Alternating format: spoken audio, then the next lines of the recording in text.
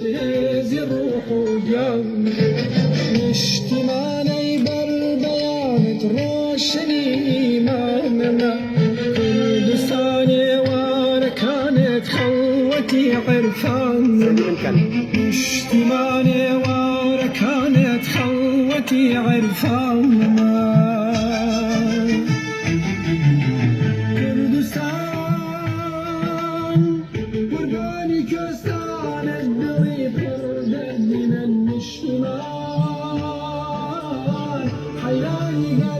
ومن يوم بين لك بس ورا قرباني كسان الدوي فردا من الاشتباه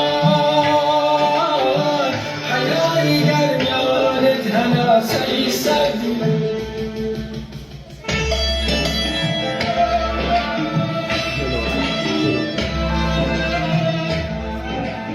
بەڕێز دکتۆر تاها ڕەسوڵ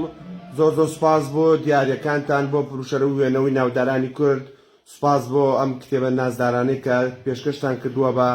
قوتابخانەکەمان زۆر مەمنونتانین ئێمەش هەرزوو